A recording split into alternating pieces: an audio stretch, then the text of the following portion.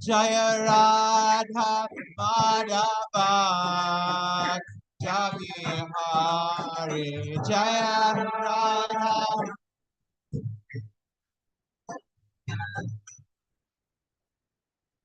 Gopi Jana Vallabha Giridharadhari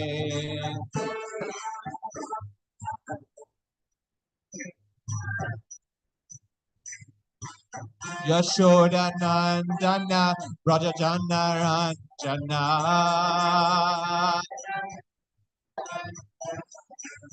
Yashoda Nandana Rajajana Ranjana Munatira Vanachari Jamunatira Vanachari Jaya Radha Madhava Kunjabi Hari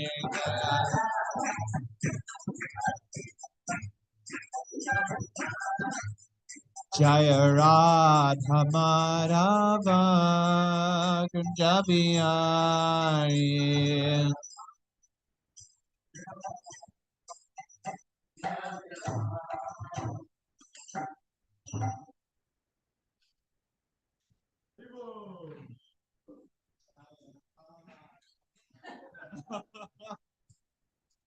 You going back in time?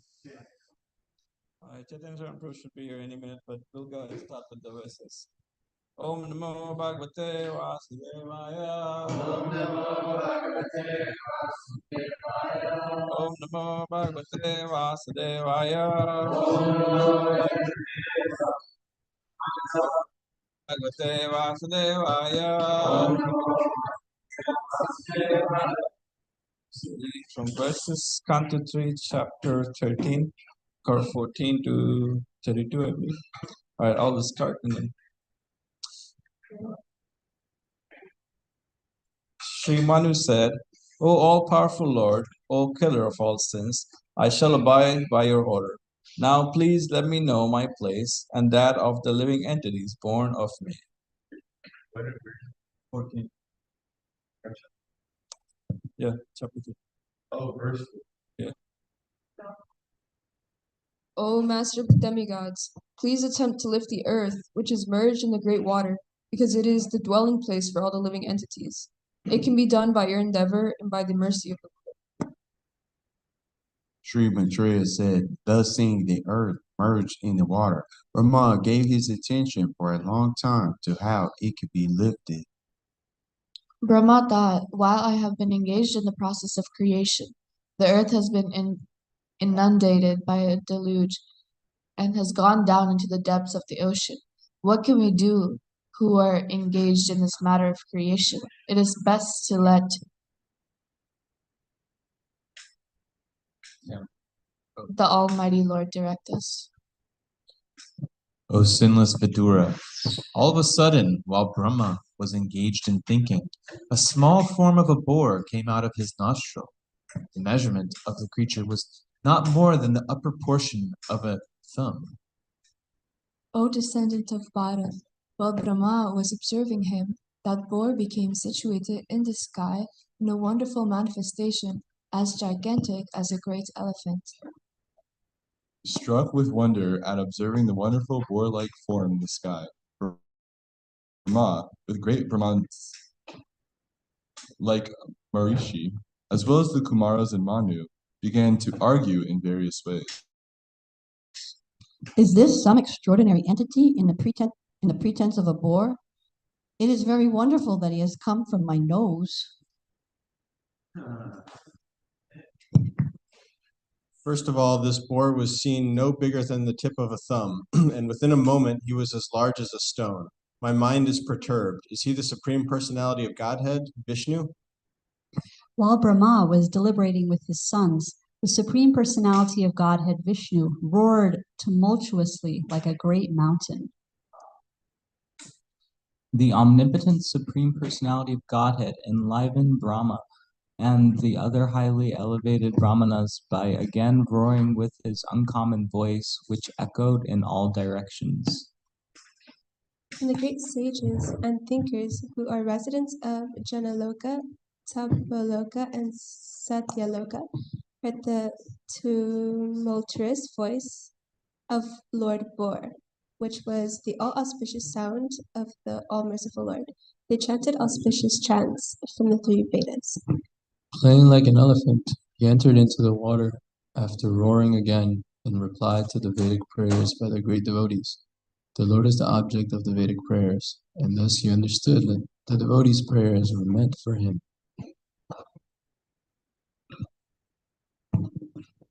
Before entering the water to rescue the earth, Lord Boar flew in the sky, slashing his tail, his hard hairs quivering. His very glance was luminous, and he scattered the clouds in the sky with his hooves and his glittering white tusks.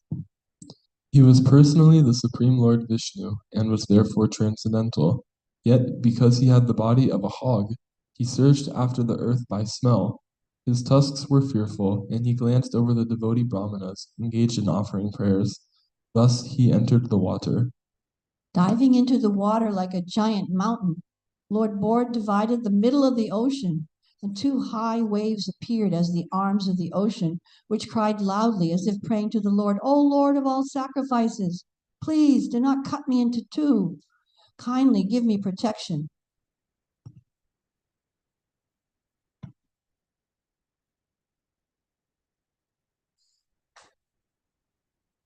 Lord Boar penetrated the water with his hooves, which were like sharp arrows, and found the limits of the ocean. Although it was unlimited, he saw the earth, the resting place for all living beings, lying as it was in the beginning of creation, and he personally lifted it. Lord Boar very easily took the earth on his tusks and got it out of the water. Thus he appeared very splendid. Then, his anger glowing like the Sudarshan wheel, he immediately killed the demon, Hiranyaksha, although he tried to fight with the Lord.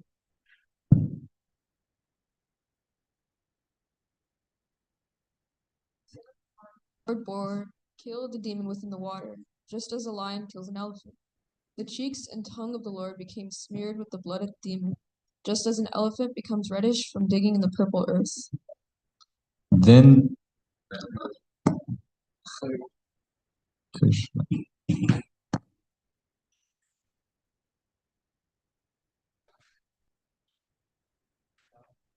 Yes.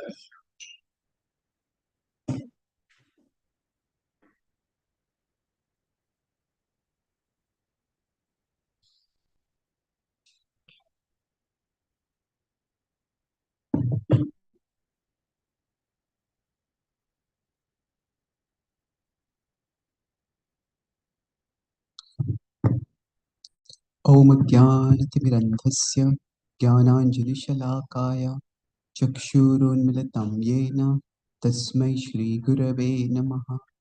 नमः ॐ विष्णुपादाय कृष्णपृष्ठाय भूतले श्रीमते भक्तिवेदान्त स्वामी इति नामिने। नमस्ते सरस्वती देवे गौरवाणी प्रचारिणे निर्विशेष शून्यवादी पाश्चात्यदेशतारिणे वाञ्छाकल्पतरुभ्यश्च कृपा सिन्धुभ्य एव च पतितानां पावनेभ्यो वैष्णवेभ्यो नमो नमः। जय श्री कृष्ण चैतन्य प्रभु नित्यानंद श्री अद्वैत गदाधार श्रीवासादि गौर भक्तवृंद। हरे कृष्णा कृष्णा कृष्णा हरे हरे, हरे Ram Ram Ram.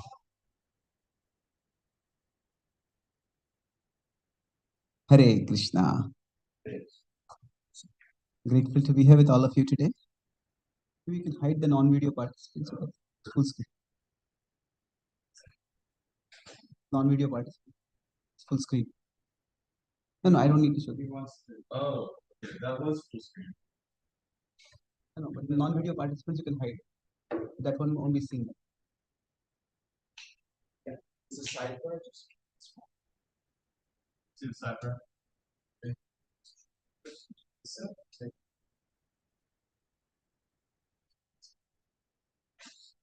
Okay.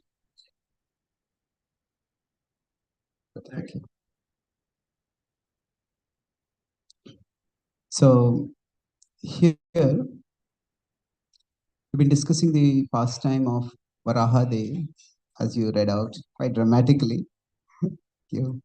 So I will broadly today talk about the concept of avatar. Srila Prabhupada, in the verse that was discussed today, talks about how when the Lord descends to this world, he does not assume a material form. So, depending on time, I'll take 4 or 5 points. The first point we'll discuss is the humanity-divinity relationship. And then we will talk about how the Christian conception of this is. Then we'll talk about what the Advaitic or the Mayavadi conception within the Vedic tradition is. And then finally, talk about what the Vaishnava conception is. And then, if we get time, we'll talk about specifically about the Varaha Rupa. So let's see how much we can cover. So across the world's theistic traditions, there is this mystery almost. When we talk about God, there is the majesty and the mystery. In the Christian tradition, the word is mysterium tremendum. That what the nature of God is a great mystery. And while there are many aspects to this mystery, there is specifically we'll talk about there is divinity and then there is humanity. So we are human beings and there is a divine being. Now there are 2 aspects to this relationship. One is the difference and the other is the similarity. Now if the difference is overemphasized, say God is all pervading, God is the highest being, God is supreme, then this creates a sense of remoteness. Prabhupada gives the example that if you can see the sky is everywhere, and you can look at the sky and you feel peaceful, we may be in awe of the majesty of the sky. But it's very difficult to develop a personal, loving relationship with the sky. When how God is utterly different from us is emphasized, and which needs to be emphasized because we are different from God. God is great, we are small. But if only difference is emphasized, then God becomes a remote, abstract entity. And because of that, God becomes almost unrelatable.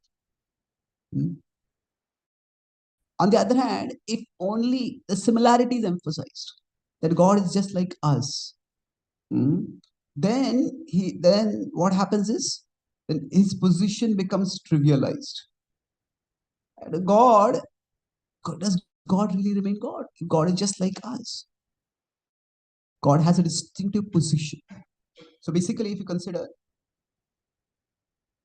there is divinity and there is humanity.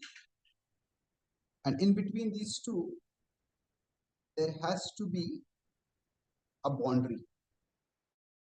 These two are different. But at the same time, there also has to be a bond. So that God is different from us, that's important. But there's also some kind of similarity has to be there. If we meet a person who is completely different from us, or meet a living being completely different from us, then we can't just relate with them at all. So now this tension is there. How much is God utterly different and how much is God similar to us? So now for example, in the Abrahamic religions, those religions which accept Abraham as the prophet, say Islam to some extent. Now each of these traditions are very complex because there are many manifest expressions in the traditions. But in Islam, for example, the otherness of God is emphasized. And in fact, not only the otherness of God, God as Allah is emphasized, the otherness means the difference. Even the difference of Muhammad as the prophet is emphasized. And that's why they don't want to depict even Muhammad. Because their idea, if you depict him, is you're attributing human-like attributes to him. And they don't want to do that. And that's why when the otherness is emphasized, then one aspect of that is that the divine should never be depicted. And that's why if you have read the Chaitanya Charitamrita, or if you have heard about some of the stories in the Vaishnava traditions, many of the Islamic kings, when they would conquer territories, Vaishnava territories, they would desecrate the deities. Now, that, with all due respect to Islam, is not just an action of some fringe Islamic extremists. That is central to Islamic ideology. Because according to the Quran, Allah can forgive all sins except the sin of worshipping idols. That is the one sin that is utterly unforgivable. And in that tradition, it's very difficult for them to understand the difference between deity and idol. You see, any embodied divinity, any form that is worshipped, that they consider is what they use a shirk. Shirk means that you are degrading the divine by ascribing some form to it. So you are the sanctity of the divine comes by the otherness of the divine. And when you bring some form to the divine, then that sanctity is lost. And this goes back to the Judaic tradition also, with one of the commandments is, thou shalt not worship any graven images. So the idea is the otherness of God is to be emphasized. So that is one side, that God is completely different from us. But now what happens is Christianity, to some extent, addresses this issue. If we only focus on the otherness of God, it leads to remoteness. So what the Christianity did was that there is the divine, which is Christ over here. And that divine descends to this world as Jesus. And the divinity, the Nicene Creed is where what was the position of Jesus was finalized by them. And they said the divinity of Christ is manifested in the humanity of Jesus. So basically, Christ is like God, Jesus is the Son. But they have the idea that Jesus is also in some ways God. They worship him like God in some ways. And they said, but Jesus was fully human. So God is fully divine, Jesus is fully human. So the way the human divine boundary is resolved, see, like if we are with someone, now we don't eat the same foods, we don't speak the same language, we don't wear the same dresses, we don't have the same likes. If nothing about us is similar, then how can we have a relationship? So like I think Woody Allen said that, my wife and I, we enter and go out through separate doors. We drive in separate cars. We eat in separate kitchens. We live in separate rooms. We are doing everything possible to keep our marriage together.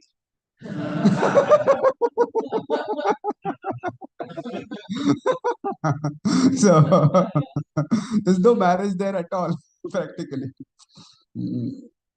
But the point is, if there is complete difference, then there's no relationship. So the relationship becomes very difficult to develop. So what Christianity did was that while Christ is completely the other, Jesus is, they say, is completely human. And when they say Jesus is completely human,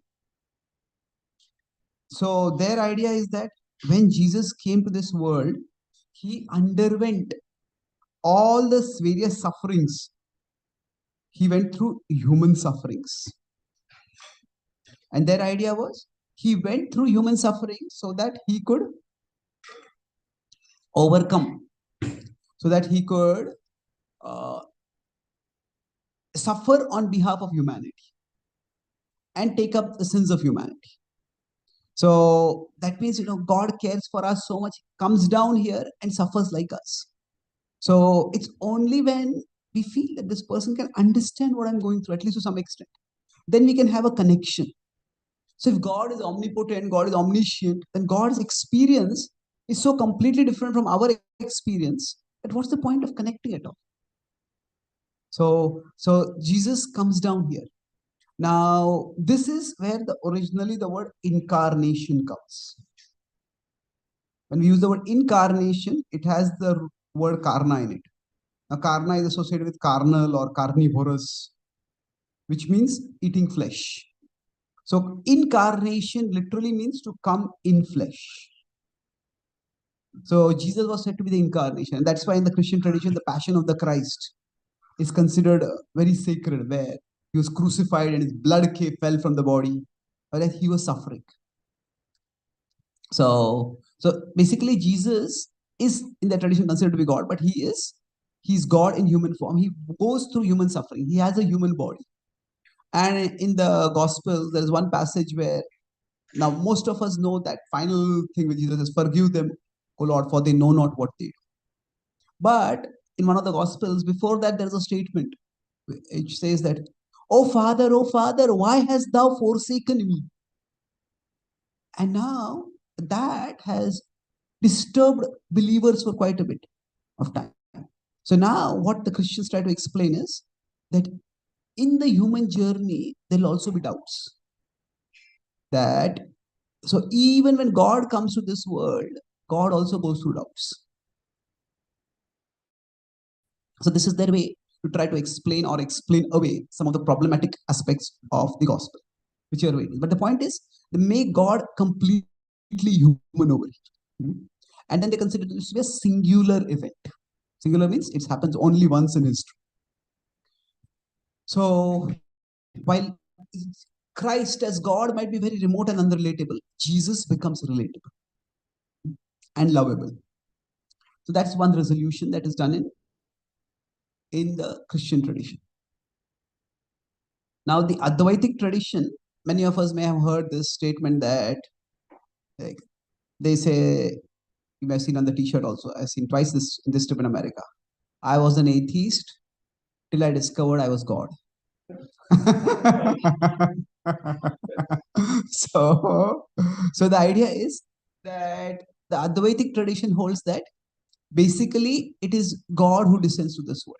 Now, technically speaking, there's Advaitavad, or what we call as Mayavad, and then there is Neo-Advaitavad. Neo means a new modern variation. And what Prabhupada often refers to is this Neo-Advaitavad. See, Neo-Advaitavad, it oversimplifies the Advaitic philosophy and says that we are God. Technically speaking, so what Advaitavad says is that not that we are God, this is we are Brahman. And God, like the soul, is a useful fiction. So Prabhupada sometimes refers to the Advaitins as atheistic. But they technically themselves, they don't say we are atheistic. They say we are transtheistic. Transtheistic means we go beyond the idea of God. So what is their idea?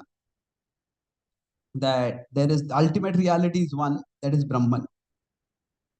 And then from Brahman, so when Brahman gets touched by the mode of goodness, Sattva, then that leads to the idea of Jagadish.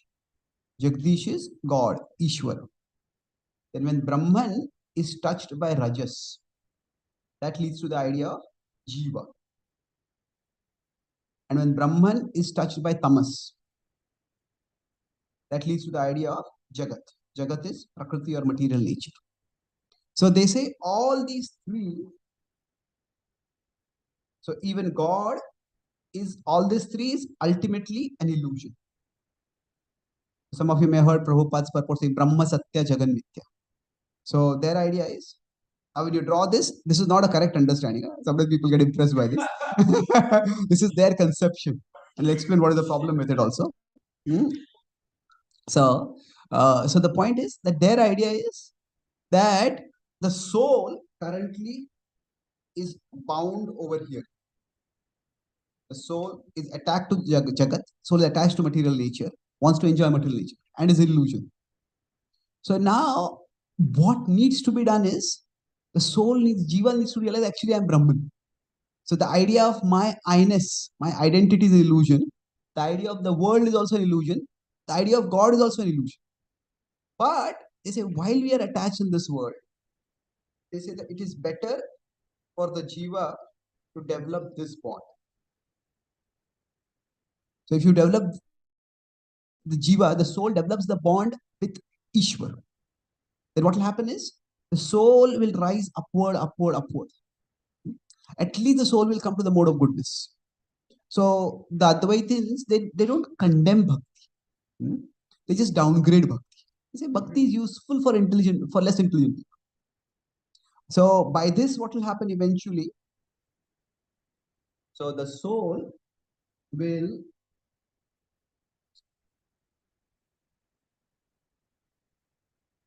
by this, the jiva will come close to Jagdish and will go away from Jagat. And then, so at a material level, the bondage will decrease. But the final stage, so this is the intermediate stage of advantage. But what is the final stage? The final stage is to realize that the Jagat is an illusion, the Jiva is an illusion, Jagdish is also an illusion. And only Brahman is the reality. So they don't say that actually the soul merges into God. Rather, the soul realizes as Brahman. So that realization they call as merging. So now the point here is that within this tradition, I don't want to go into elaborate analysis of Mayavad at this stage. But the key point here is, according to them, Jagdish, that God who descends to this world, this is avatar. So that avatar is also contaminated by material nature. Although the contamination is by the mode of goodness, but still it is contaminated by material nature. Okay, so this is the Advaitic conception. So now the Vaishnava conception is something different. The Vaishnava conception is that there is an eternal spiritual level of reality. And say, we consider this is Krishna. Now Krishna exists here, and that same Krishna descends here. So Ajopi san avyatma bhutanam ishwaropi san. Krishna says, Prakritim swamadhisthaya sambhavamya atmamaya. So in 4.6, Krishna says that self-same Lord descends to this world. So in this case, there is a fundamental difference, that there is an eternal spiritual form, and that same spiritual form manifests at this level. So what does this imply practically?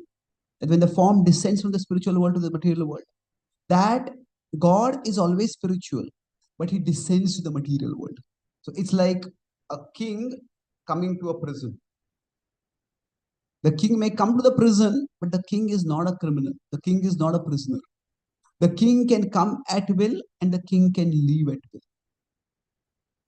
Unlike the prisoners who are sent against their will, and they have to stay there as long as is required. And then we suddenly shifted from one cell to another also. So this at one level preserves the transcendence, what we call as the other, when I earlier used the word otherness of God. That God, even when he comes to this material world, he still remains pure and spiritual.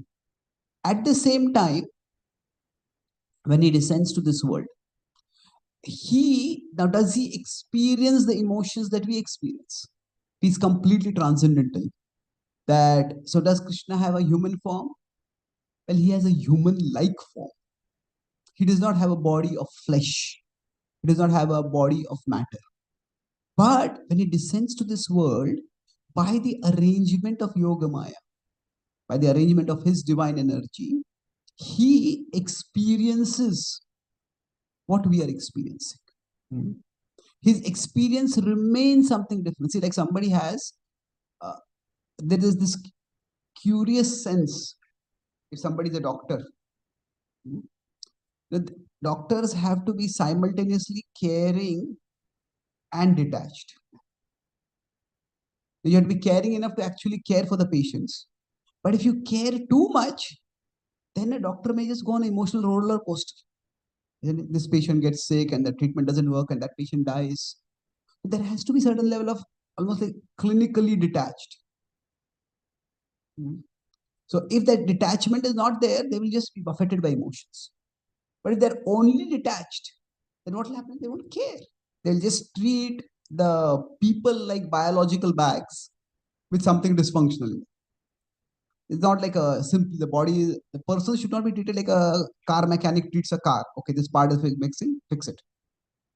So there has to be this combination. And Udasina vad asinam. Krishna is seated in the heart as if detached. See, as if detached means like if we have a close friend or if you're a parent and you have a child. Now, if you see a child doing something wrong, now the parents would want to do everything possible to stop their child from doing that.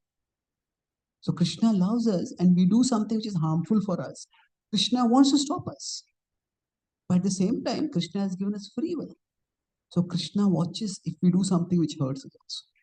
So that is this detachment. He cares for us, but at the same time, he's detached. So in that sense, does he experience the emotions we are experiencing? Yes. Does he get caught by those emotions? No. There's a categorical difference. So there is both, because of his caring, there is this empathy. But because of his detachment, there is no loss of perspective. Sometimes if you're too attached to someone, just get carried away by whatever they're experiencing, and then we lose perspective. So Krishna maintains his transcendence while also being accessible to us. And now why is this important? Because for a personal relationship with Krishna. See, now in the Christian conception, what has happened is Jesus repeatedly said, now I'll just quickly summarize this class by talking about how the Vaishya conception addresses some issues which the other conceptions don't. In the Christian conception, while Jesus said that I am the Son of God, I am not the Father. I have been sent by the Father. There are categorical statements like that to that effect in the Bible. But for all practical purposes, Christians have equated Jesus with Christ. They worship Jesus as if he is God. And the difference is, most of the prayers, they're not really offered to God. Most of the prayers, they're offered to Jesus. Now, of course, they accept God's divinity. But what has happened is, in the Christian conception, Jesus becomes equal to God. Because God is an unknowable being. All that we know is Jesus. But the central object of devotion becomes Jesus and not God. Now, this is not technically Mayavad. Because Mayavad says we all can be God. Christians don't say that we all can be God. They say Jesus alone is God. But basically, Jesus becomes substituted for God. So what they call as idolatry, they end up practicing that to some extent. Although they condemn it, that don't make it idol. The idol means something which you replace God with. But unwittingly, they practically replace God with Jesus. Now, Jesus is an exalted person. Prabhupada said he's our guru. But the guru is not God. So that Jesus, in the Advaitic tradition, something even more disturbing happens. See, the Advaitic tradition says that that Brahman is the ultimate reality. And Bhagavan, what we call as Bhagavan, is like a symbolic representation of that ultimate reality. Say now, for example, you have the country America. Now, then we have the American flag. Now, the American flag has how many stars? 50. Sorry? 50. Okay. 50 stars. Now, suppose somebody decided, we don't like all these stars. So somebody said we want to delete all the stars from the flag. Now, can you have a new flag of America without any of the stars? Yes or no? Yeah, obviously, isn't it? That the government just has to, the legislature has to pass a resolution and you create a new flag. So basically, between the country and the flag, there is the relationship, it's not intrinsic. There is nothing intrinsic that connects the flag with the country. The relationship is extrinsic. Extrinsic means people have associated this particular symbol with this particular country. And if they want, they could use some other symbol. So basically what happens is the symbol and the symbolized, they are related, but it's only in the conceptualization, in the imagination, in the mind of the person. And that's why, if we consider this to be the symbolized reality, then we might use one symbol, but tomorrow we could use another symbol. So we could use symbol 2. Symbol 1 can be rejected, symbol 2 can be used. So this becomes the idea of Bhagavan in the Vedic tradition, in the Advaitic way. So you can worship Krishna, you can worship Shiva, you can worship Ganesh, you can worship your Guru, you can worship me, you can worship yourself also. So basically, the object of worship becomes an interchangeable, replaceable symbol to the symbolized. And that's why, because of this, devotion becomes very diluted and almost distorted. Like today, devotion is a personal connection. But if all the time I'm remembering, actually, I'm expressing all this devotion to you, but it's not to you, it's to someone else. So to give you an example of how this cannot be lead to a personal relationship, say suppose there's a couple, a happily married couple. They think at least they're happily married. And then one day the husband has gone out somewhere, the husband comes back, and then the wife sees that in the wallet of the husband, there is some other woman's picture. What's going on? She says, no, actually, I'm thinking of you only, but I just kept her picture. You know, see, within a person and the picture, the relationship is intrinsic. It's not extrinsic. Isn't it? You cannot say that, I'm thinking of you, but the picture is of someone else. It doesn't work like that. So between Krishna and the avatar, or between Krishna and the deity, the relationship is intrinsic. It's not extrinsic. That Krishna and his avatar or his vigraha. In both of them, the relationship is intrinsic. That's why when Prabhupada says, when you come in front of the altar and worship Krishna, this very Krishna will talk to you. Now, he may not talk to us right now because our conception is still material. He's still thinking, oh, this is just a stone representation. That is also good, because at least we are having a point of focus for worshiping. But gradually, by realization, you start to understand this is not just stone, this is actually the Lord. And then it's not just a representation of the Lord. See, the Vigraha deity is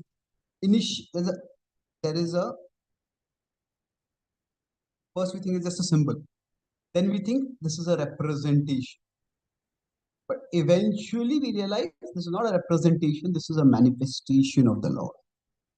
So it is not that this is like the American flag is simply a symbol. But representation means, say, if I'm in India and the American ambassador is in India, it's a representation, the form of a representative, a person. But it is the American ambassador is not identical to America. But when Krishna descends to this world, Krishna is identical. So for us as devotees, the Bhakti tradition says, Krishna is fully accessible to us. And when the Lord comes as Varahadev, for example, he is himself fully God. And he is manifested in this world. So when the Lord manifests in various forms, it is because the Lord includes all of nature. So he can manifest in a boar form. He can manifest in a half man, half lion form. So he may be half man, half lion, but he's full God through it all. So that is his divinity. He always remains divine and he always remains accessible as the divine to all of us. So I'll summarize. I discussed 4 main points today. I discussed how, with respect to God, the otherness in our tradition we call it the Bhed, the Bhed. It preserves his greatness, but it can also, on a positive, it preserves his greatness. On the negative, it can lead to a sense of remoteness. But on his sameness, what it does is, on the positive side, it makes him relatable. On the negative side, it makes him, it reduces him to the mundane. So this solution, how to have the boundary while maintaining the bond, that is a problem which every tradition grapples with. So now, the Christian tradition, that is by saying that Christ comes as Jesus. So on one side, this makes him very accessible and lovable. But basically, that's a positive. But the negative of this is that he becomes a replacement. So he is equated with God. Now, then we discuss the Advaitic tradition. In the Advaitic tradition, what happens is that he say that even God is a truthful fiction. That means actually Bhagwan is an illusion, but while you are bound, you can worship Bhagwan so that you can rise to a higher level of reality, and then you will realize it's false. So because of this, what happens is, the negative is that devotion becomes diluted and reduced and falsified almost. Because you may be worshipping a person right now, but the person is not real. Like I give the example of a picture of someone other than one's wife. So that is a big problem. And then, so there is no authentic devotion possible. In the Vaishnava tradition, what we say is that God himself, as he is, the same way he comes over here. This is avatar. So, but the difference is there are different levels of realization. So we might think of them as simply as a symbol, and we think of him as a representative or representation, but eventually we realize it's a manifestation, that this is God himself. And in this way, our devotion can be more and more increased as our realization of God's presence within us becomes fully appreciated. So thank you very much. Hare Krishna. Is there any one quick question? Yes, please.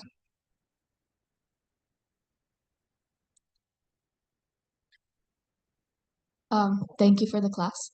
This is, I don't know, I think it's a dumb question, but I've heard or like read recently that when we get initiated, we should see our guru as God.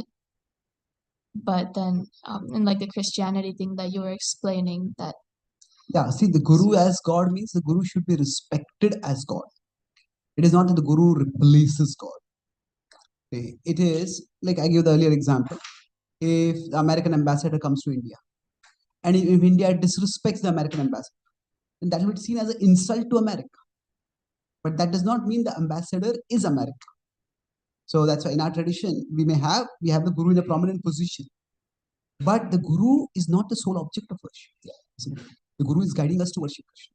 So there is an emphasis on the Sakshad Haritvain, as we say that. Guru is non-different from Krishna at one level, but there is definitely a difference. Yeah.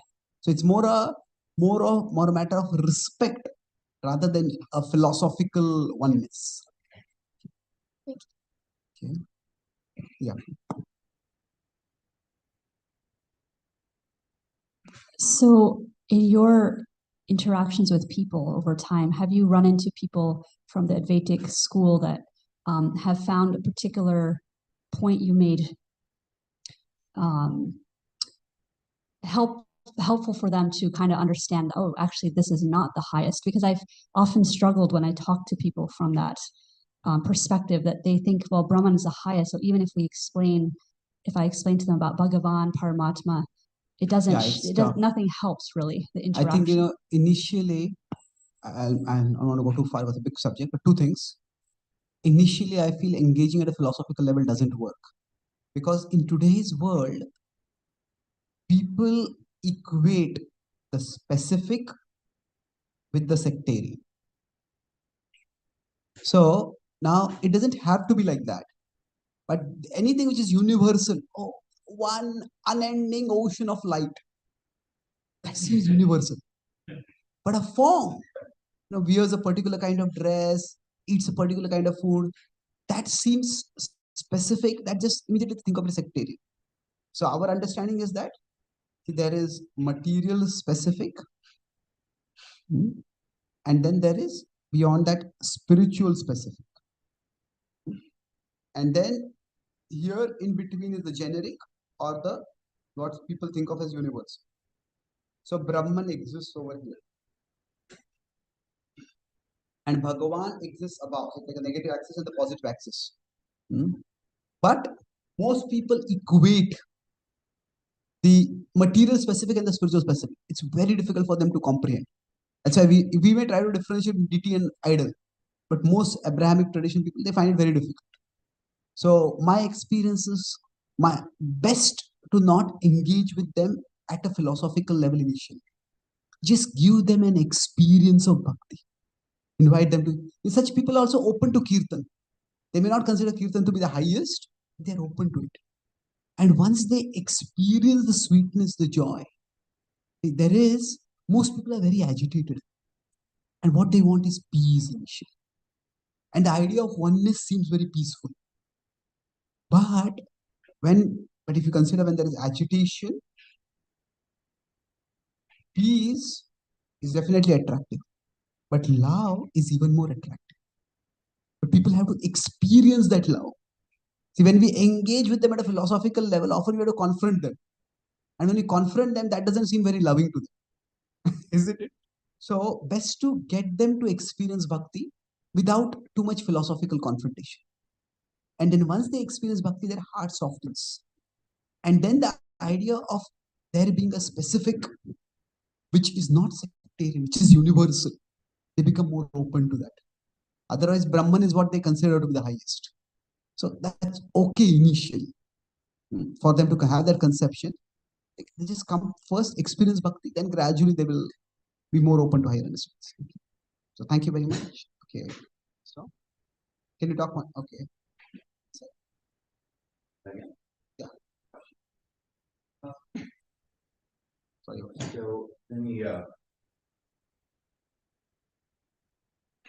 So what is your understanding of Patanjali's where he sits in the spectrum? Because although he is complicated question, I'll Yes. answer 3 points quickly. First is that the Patanjali's Yoga Sutras themselves are remarkably non-specific. They're very brief sutras, and he does talk about Ishvara, and Ishvara Pranidhana he talks about it. But is Ishvara a tool to the ultimate reality, or is Ishvara the ultimate reality? That is difficult to infer based on his verses itself. So that's the first point. It is non-specific. So it can go both ways. Now, second point is that his Yoga Sutra have been commented by many people. Now, in the Indian history, many of the prominent spiritual teachers influenced by Shankara have been Advaitic. And most of the commentaries that we have tend to be Advaitic. So his Yoga Sutra is associated with the Advaita, with the non-dual oneness. However, the verses which are there, they are equally, with equal rationality, with equal faithfulness to tradition, they are interpretable from a bhakti perspective. Like when he says Ishwar Pranidhan, surrender to the Ishwara, he doesn't say that Ishwara is a fiction. He doesn't. So now that is what can be imposed on that, but that imposition is, that's all that is. It's an imposition. It's an interpretation which is an imposition. So what is native? It's ambivalent. I won't say it's ambiguous or ambivalent. Ambiguous, more precisely. So can it be seen as a Vaishnava text? Definitely. And if we consider there's a symphony or a harmony between the traditions, the Bhagavad Gita has also been interpreted impersonally. But overall, if you study the Bhagavad Gita is very much a personal book. And there are many similarities with Yoga Sutra and the Bhagavad Gita. So as Vaishnavas, we will actually consider Patanjali to be also a part of the Vaishnava tradition. But if we have to speak to outsiders, we can say that it is a book for practice of yoga. See, every book has a particular purpose, and everything need not be told in that book. Say, for example, in the Bhagavad Gita, Krishna does not go about establishing the existence of God because he doesn't need to. Krishna doesn't have to go about establishing the reality of the principle of karma. Arjuna already accepts that. So there are many things which are accepted in that particular context. So that's why Patanjali, he is speaking to a context where the idea of Ishwar is known. And that's why he doesn't specify exactly what the conception of Ishwar is. Okay? So thank you very much. Tantra Srimad Bhagavatam ki, Srila Prabhupada ki, Gaura Bhakta